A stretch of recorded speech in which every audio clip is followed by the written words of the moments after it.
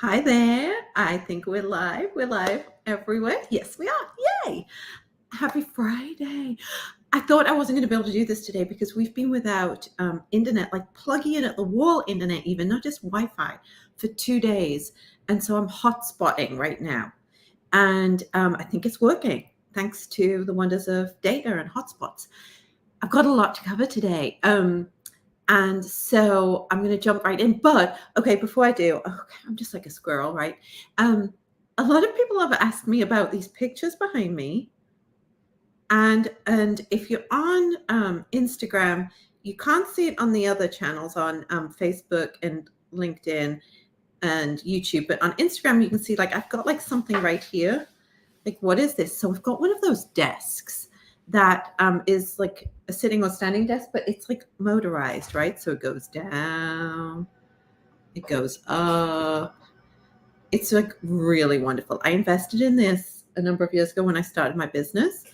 And I love to stand up when I'm talking because it gives me more energy. But I also love to sit down. And my children have found it's really fun to sit on it and ride the desk up and down. Anyway, that's what this is for those of you on Instagram. And like I'm tapping right here and I'm standing up. And these pictures are from my honeymoon in 2011. We went to Italy. This is Cinque Terre, Vinaza and Cinque Terre. This is Florence, and this is Tuscany somewhere. And I took those on I think on my BlackBerry. I'm not even kidding. And then I put them on canvas. That's why they're not like great resolution, but they're great memories. And so there you have it. Okay, so I digress. Today, I wanted to talk about burnout and give you my story because I was prompted on a podcast I did the other day to think about this a little bit. But I also want to tie it into beliefs and identity, something I've been spending months studying, and I'm about to be certified in a practitioner certification in this. So I'll start with my story of burnout because it surprised the guy the other day that was interviewing me. And I'll say I did not know I was in burnout. I didn't know until like some major things happened. And I think I'm pretty typical in that regard. And so that's why I want to tell you a little bit of like how I was showing up during burnout, because you might like hear something go, oh, that's me. And it might spark something in you, because burnout isn't just like, all right, I can't get up off the couch, or I'm in complete adrenal fatigue, or I've just decided to quit my entire life and sell up and go live on a goat farm. Or, I don't know, go live in a commune or something. Burnout isn't a lot of what people think it is. Yes, there's all of those symptoms of complete and utter physical breakdown, emotional, mental breakdown, just not being able to function in so many vital ways in your life, but it can sneak up on you. And the guy who interviewed me the other day asked how long, like from when I kind of realized things weren't okay with me and started seeing some warning signs until like I actually did something about it, how long that was. And he was like, was it like weeks, months? And I was like, oh my goodness. Honestly, if I had to say, honestly, hand on heart, like 10 years. I think I lived in a state of adrenal fatigue, depletion, overwhelm, burnout, whatever, for probably a 10-year period from start to finish. And what that told me was I was really high functioning.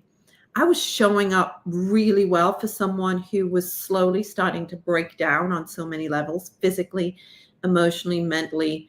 I was showing up really well. So you don't have to be just calling in sick every day and wanting to give up on your life. I wasn't.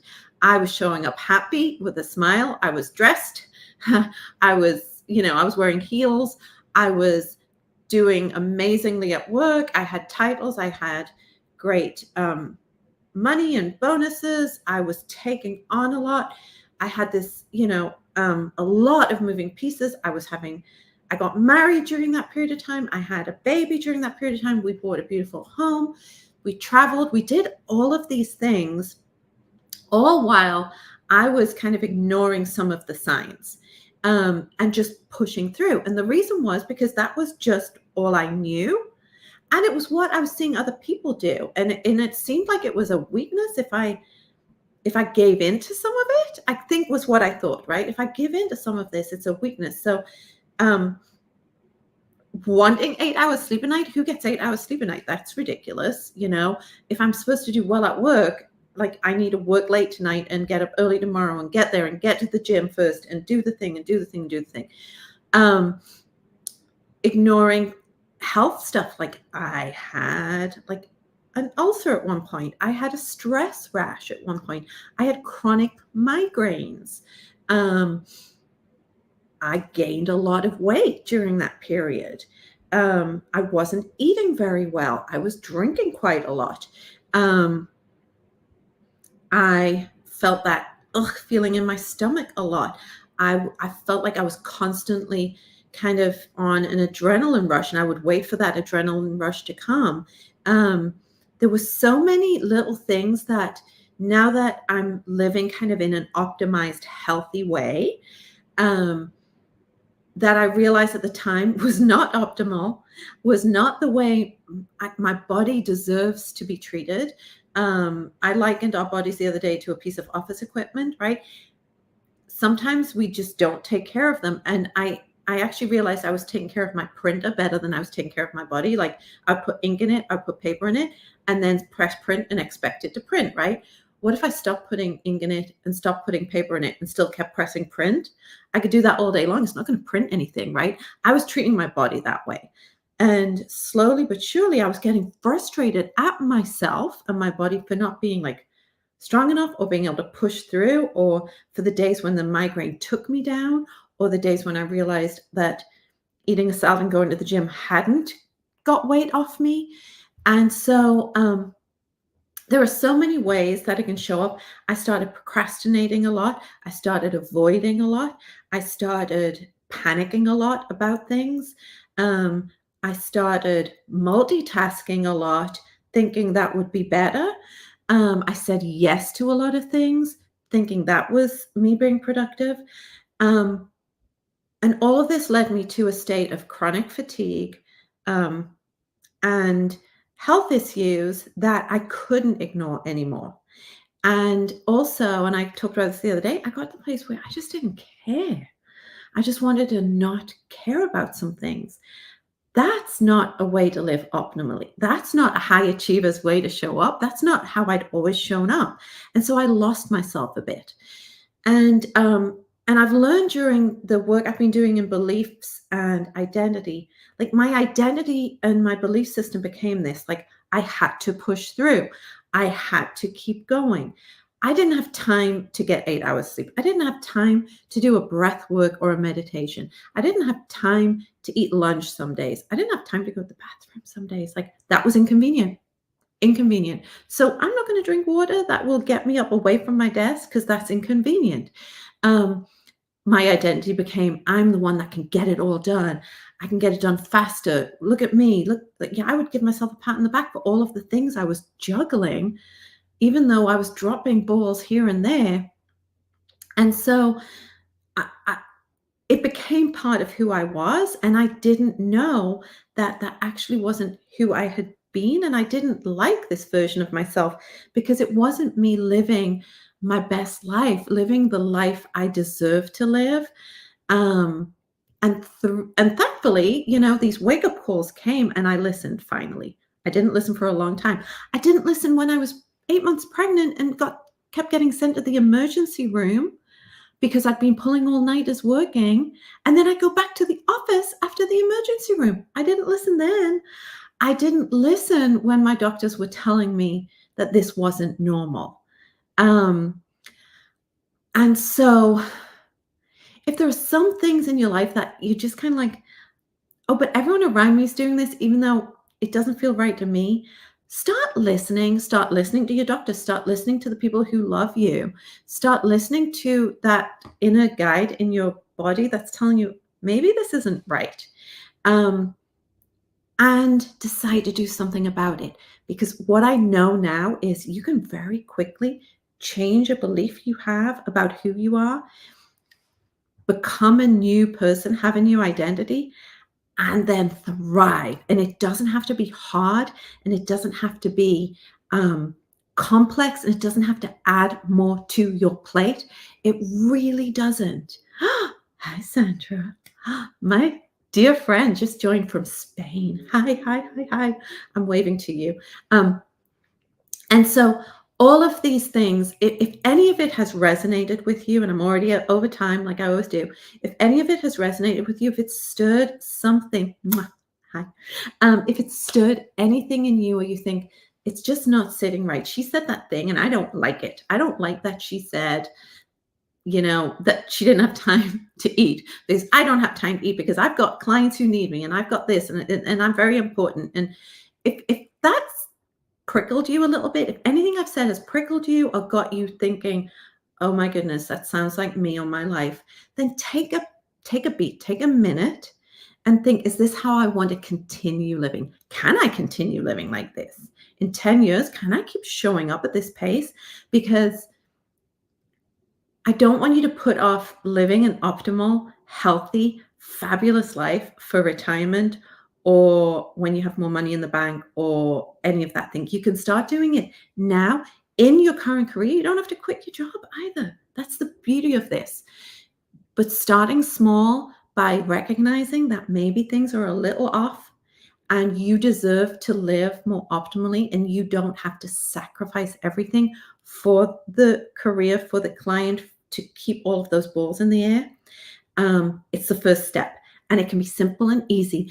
And walk with me on this. I went the hard path, and so I figured out how to get you there faster. I figured out the hack to start implementing a lot of these really great simple practices into your life. And so, shameless plug, shameless, because I'm so excited about this. On September 21st, I'm starting what I called a challenge. It's the roadmap to success. Call it whatever you want.